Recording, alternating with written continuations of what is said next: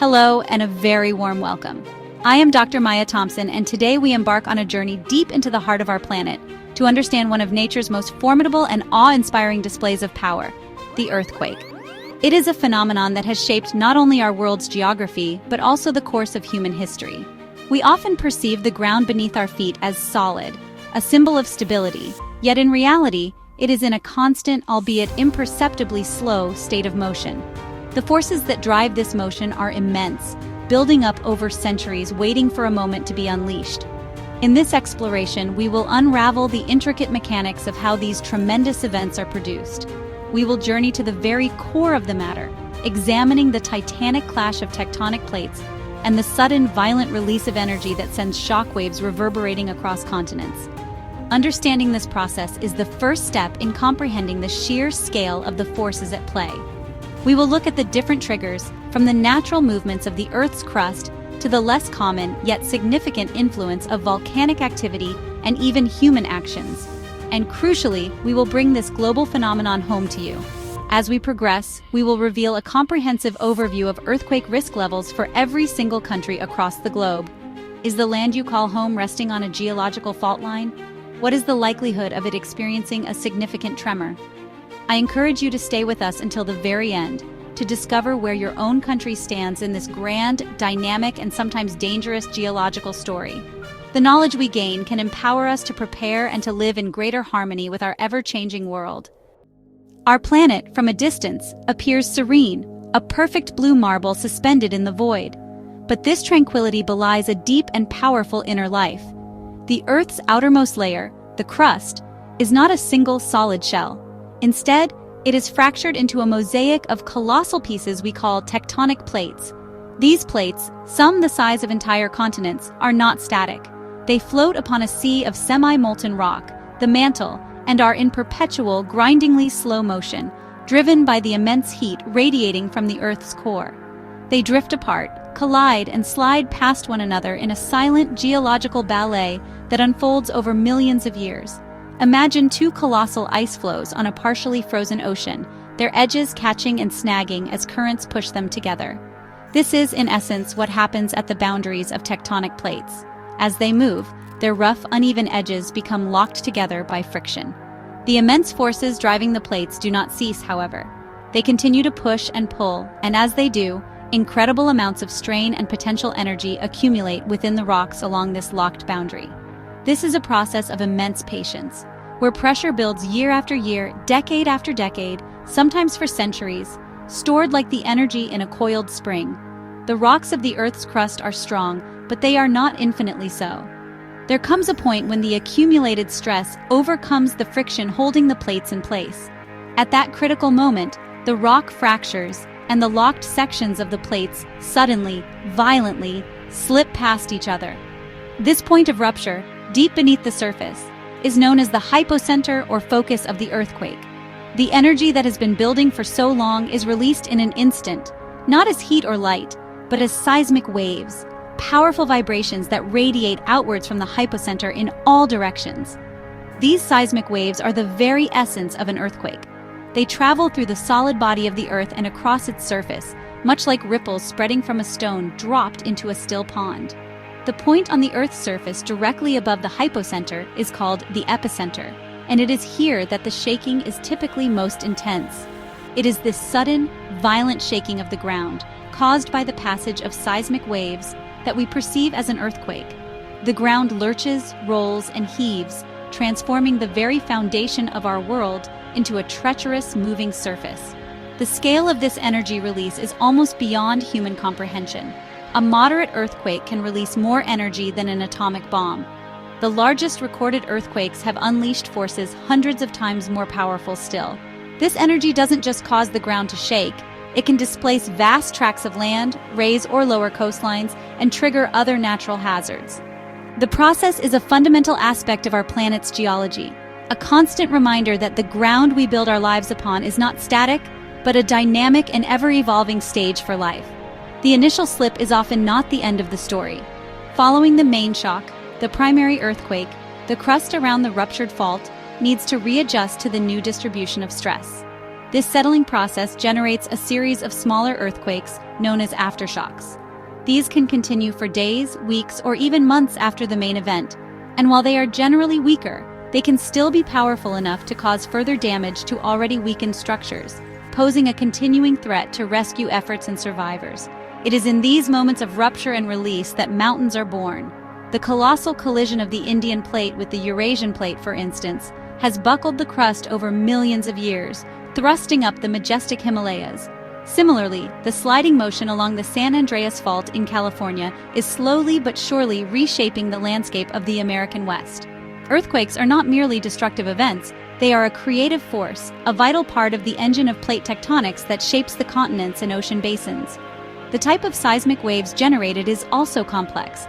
There are primary waves, or P waves, which are compressional waves that travel fastest through the Earth, causing a pushing and pulling motion. They are followed by the slower, more destructive secondary waves, or S waves, which move the ground up and down or side to side. And when these waves reach the surface, they create surface waves, which are the slowest of all but are responsible for the majority of the shaking and damage we experience. Understanding this sequence, the slow buildup of stress, the sudden brittle failure of rock, the explosive release of energy as seismic waves, and the subsequent period of adjustment, is fundamental. It allows us to grasp the immense, patient, and unstoppable forces at work beneath our feet. These are not random acts of chaos, but predictable, if not precisely timed, consequences of the living, breathing geology of our home planet. So when we feel the ground tremble, we are feeling a direct connection to the profound and powerful geological processes that have been shaping our world for billions of years. It is a humbling reminder of the dynamic nature of Earth.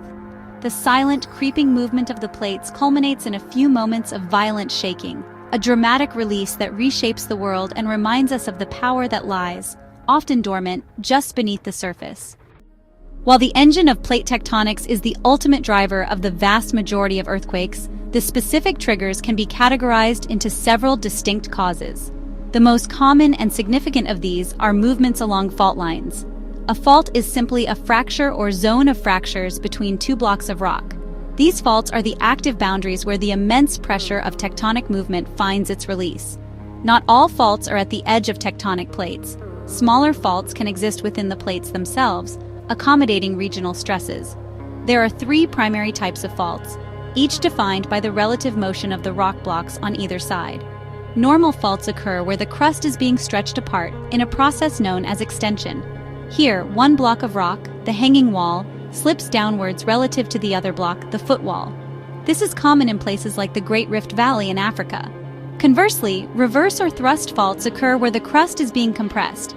In this case, the hanging wall is pushed up and over the footwall, a process that builds immense mountain ranges, such as the Andes.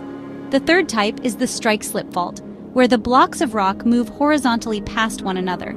There is little to no vertical movement.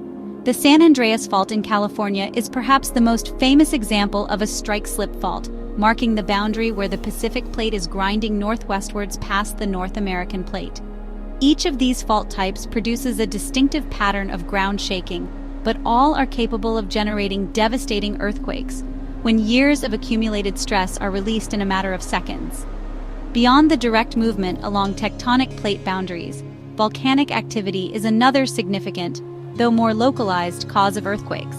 The movement of magma beneath a volcano is a powerful geological process. As molten rock, gases, and fluids force their way up towards the surface, they fracture the surrounding rock and create pressure changes within the Earth's crust. This process generates a specific type of seismic activity known as volcanic tectonic earthquakes. They are often smaller in magnitude than major tectonic quakes, but can be a crucial early warning sign of an impending eruption. The sheer weight of a large volcano can also exert stress on the crust beneath it, leading to seismic events. Furthermore, explosive volcanic eruptions themselves can be so powerful that they generate significant ground shaking, equivalent to a moderate earthquake. The catastrophic 1883 eruption of Krakatoa, for instance, generated seismic waves that were detected by seismographs across the globe. This intricate relationship shows how different geological forces can interact, with volcanic and tectonic activities often being closely intertwined in geologically active regions. A less common but increasingly recognized cause of earthquakes is human activity. These are known as induced or anthropogenic earthquakes. One of the most well-documented methods is through the injection of fluids deep underground. The practice of disposing of wastewater from oil and gas extraction, particularly from fracking, by injecting it into deep wells, can increase the fluid pressure within the pores of rock formations. This increased pressure can act as a lubricant on pre-existing dormant faults, reducing the friction that holds them in place and allowing them to slip, triggering earthquakes. Large-scale construction projects can also, on rare occasions, induce seismic activity. The immense weight of water stored in large reservoirs behind dams can alter the stresses on the underlying crust. This phenomenon, known as reservoir-induced seismicity, has been observed in several locations around the world. As the reservoir fills, the water's weight can stress nearby faults, and water seeping into the ground can further lubricate them, sometimes leading to small or moderate earthquakes in areas that were previously seismically quiet. Mining operations are another human endeavor linked to seismic events. The removal of vast quantities of rock from underground changes the stress distribution in the surrounding crust. This can lead to rock bursts and mine collapses, which are essentially small, man-made earthquakes. While these events are typically confined to the immediate vicinity of the mine, they represent a direct and sometimes tragic consequence of altering the delicate balance of forces within the earth. Another natural, albeit less frequent cause is the collapse of underground caverns. In regions with extensive limestone formations, known as karst landscapes, groundwater can dissolve the rock over millennia, creating vast caves and voids. If the roof of one of these subterranean chambers becomes unstable, it can collapse under the weight of the overlying rock and soil. This sudden collapse generates seismic waves that can be felt on the surface as a minor earthquake, a purely gravitational event rather than a tectonic one. Finally, a very rare cause of seismic waves is a major meteorite impact. The collision of a large asteroid or comet with the Earth would release an astronomical amount of energy, far exceeding any tectonic earthquake. Such an impact would create shock waves that would propagate through the entire planet, causing global ground shaking. While no such event has occurred in recorded human history, geological evidence from ancient impact craters tells us of their devastating potential. These varied causes, from the planetary scale of plate tectonics to the localized effects of human industry, all share a common principle: the sudden release of stored energy, which travels as waves to shake the very ground we stand on. The distribution of earthquakes across our planet is far from random. Instead, it paints a remarkably clear picture, tracing the volatile boundaries of the Earth's tectonic plates. If one were to plot the epicenters of all recorded earthquakes on a world map, the points would not be scattered evenly. They would form distinct lines and belts of intense activity, a global roadmap of seismic hazard. The vast majority, around 90%, of the world's earthquakes occur in these relatively narrow zones. The most prominent and dangerous of these zones is the Circum-Pacific Belt, more famously known as the Ring of Fire. This immense horseshoe-shaped path stretches for some 40,000 kilometers, running up the western coast of South America, through Central America and Mexico, up the west coast of the United States and Canada, across the Aleutian Islands of Alaska, down through Japan, the Philippines and Indonesia, and into New Zealand. This is not a ring of fire in the volcanic sense, though it is home to most of the world's active volcanoes, but a ring of intense seismic stress. The reason for this intense activity is that the Ring of Fire marks the meeting point of numerous tectonic plates, most notably the colossal Pacific Plate interacting with a host of smaller plates, including the Nazca, Cocos, North American, and Philippine plates. Along most of this boundary, heavier oceanic plates are being forced to dive beneath lighter continental plates in a process called subduction. This process of one plate grinding its way into the Earth's mantle is incredibly violent, generating the most powerful earthquakes on the planet, known as megathrust earthquakes. A second major seismic belt is the Alpide Belt, which extends for over 15,000 kilometers from the Atlantic Ocean, through the Mediterranean Sea and the Alps, across Turkey, Iran, and into the Himalayas, before joining the Ring of Fire in Indonesia. This belt exists because the African, Arabian, and Indian plates are all relentlessly colliding northwards with the immense Eurasian plate. This continental collision is responsible for crumpling the crust and creating the vast mountain ranges that define the region, and it is a process accompanied by frequent and destructive earthquakes.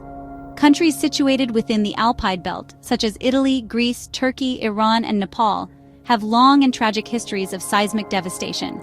The forces here are compressional, with reverse and thrust faults dominating the landscape. The very existence of the Alps and the Himalayas is a testament to the immense power of these ongoing collisions, and the earthquakes are a stark and regular reminder that this mountain-building process is still very much active today. There is also a third, less dramatic but still significant feature: the mid-ocean ridges. These are vast underwater mountain ranges that run through the centers of the world's oceans, such as the Mid-Atlantic Ridge. These ridges are where tectonic plates are being born. Magma rises from the mantle, cools, and forms new oceanic crust, pushing the plates on either side apart. This process of seafloor spreading is characterized by constant, but typically smaller and shallower earthquakes along what are known as normal faults. Because these earthquakes occur far from populated landmasses, they rarely pose a direct threat to human life. However, they are a fundamental part of the plate tectonic cycle. The creation of new crust at mid-ocean ridges must be balanced by the destruction of old crust in the subduction zones of the Ring of Fire. It is a global system of creation and destruction, with seismic activity marking every stage of the process. Away from these main belts, earthquakes can still occur. These are known as intraplate earthquakes, those that happen in the interior of a tectonic plate, far from the turbulent boundaries. While much rarer, they can be particularly dangerous because the regions where they occur are often unprepared. The rocks in the interior of plates are older, colder, and more brittle, allowing seismic waves to travel much more efficiently and over greater distances than in the fractured rock of plate boundaries. The causes of these intraplate earthquakes are still a subject of scientific research, but they are thought to be related to ancient, deeply buried fault zones that are being reactivated by the diffuse stresses radiating from the distant plate boundaries. The New Madrid seismic zone in the central United States is a prime example, having produced a series of devastating earthquakes in the early 19th century, thousands of kilometers from the nearest plate edge. Therefore, when we look at a global risk map, we see a world defined by these features. The highest risk is concentrated in narrow bands that trace the Ring of Fire and the Alpide Belt. A moderate risk exists in areas adjacent to these belts and in regions with known intraplate activity. The lowest risk is found in the stable, ancient hearts of continents, known as cratons, such as in parts of Brazil, Australia, Siberia, and Canada. These areas have been geologically quiet for hundreds of millions of years, far from the turmoil of the plate margins. Understanding the global patterns of seismic activity allows us to assess the risk faced by individual nations. For the sake of clarity, we can categorize every country into one of three tiers: high, medium, or low risk. This classification is based on a combination of factors, including proximity to active plate boundaries, historical seismicity, and the geological makeup of the region. Let us begin with the nations that face the highest risk. In Asia, Japan is perhaps the most seismically active country on Earth, situated at the confluence of four major tectonic plates. Similarly, Indonesia, the Philippines, and Taiwan are archipelagos born from the intense tectonic and volcanic activity of the Ring of Fire. In the Americas, Chile, Peru, Ecuador, and Colombia lie above the Nazca Plate's subduction zone, experiencing some of the world's most powerful quakes. Mexico, Guatemala, and the nations of Central America are also at high risk. The west coast of the United States, particularly California and Alaska, sits on major fault systems. New Zealand, straddling the boundary between the Pacific and Australian plates, also falls squarely in this high-risk category. Moving to the Alpide Belt, we find another roster of high-risk nations. Turkey is tragically positioned on several major fault lines, including the North Anatolian Fault. Iran, located in a complex collision zone, has a long and devastating history of earthquakes. Afghanistan, Pakistan, and Nepal are all subject to the immense pressure of the Indian Plate's push into Asia. In Europe, Greece and Italy are the most vulnerable, with complex fault systems running through the Mediterranean region. Next, we consider the countries with a medium risk. These nations are not typically on the primary plate boundaries, but are close enough to be affected. In Europe, this includes much of the Balkan region, such as Albania and Romania, as well as Portugal and parts of Spain. In Asia, a significant portion of China lies away from the main boundaries but contains numerous active fault zones. India, while facing high risk in its Himalayan north, has a more moderate risk across its central and southern peninsula. In the Americas, the central and eastern United States have a medium risk due to zones like New Madrid. Canada, particularly in British Columbia, faces a high risk, but its central and eastern territories fall into the medium category. In Africa, the Great Rift Valley creates a zone of medium risk through countries like Ethiopia, Kenya, and Tanzania. Much of North Africa, including Morocco and Algeria, also has a medium risk. Australia is a fascinating case. It sits in the middle of a tectonic plate, far from any boundary. However, the entire continent is under compressional stress, placing most areas in a low to medium risk category. Finally, we have the countries with the lowest earthquake risk. These are nations situated on stable, ancient continental interiors, or cratons. A large part of South America, including Brazil, Uruguay, Paraguay, and Suriname, is exceptionally stable. Similarly, in Africa, vast areas including Nigeria, Ghana, and the Democratic Republic of Congo have very low seismic activity. In Europe, the Scandinavian countries of Sweden, Finland, and Norway are very low risk, as is the vast expanse of European Russia. The United Kingdom and Ireland are considered low risk for damaging earthquakes. In Asia, the Arabian Peninsula, including Saudi Arabia and the UAE, is largely stable, as is much of Siberia. It's important to remember that low risk does not mean no risk. However, in these low-risk countries, the probability of a large destructive earthquake is exceedingly small. This global list provides a vital perspective. It shows how the fortunes of a nation are dictated by its location on the great mosaic of tectonic plates. Knowing where your country falls on this spectrum is the first and most critical step towards safety and preparedness. We have journeyed across the globe, mapping the lines of stress and stability that define our world. Now, we bring this knowledge home. Take a moment to consider the information we've presented. Find your country on this mental map. Were you in a zone of high, medium, or low risk? The answer to this question has profound implications for how we should live, build, and prepare for the future. Understanding your risk is not a cause for fear, but a call to action and awareness. If you find yourself in a high or medium risk country, preparedness is not an abstract concept. It is a vital necessity. The single most important action you can take is to educate yourself and your family. Know what to do before, during, and after an earthquake. Before a tremor strikes, have a plan. Identify safe spots in each room, under a sturdy table or desk, or against an interior wall away from windows, bookcases, or tall furniture that could fall. Secure heavy furniture, water heaters, and appliances to the walls. Create a disaster preparedness kit. This should contain essentials to last your family for at least 72 hours.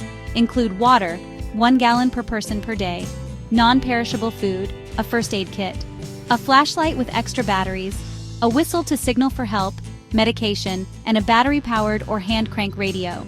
Keep copies of important documents in a waterproof bag.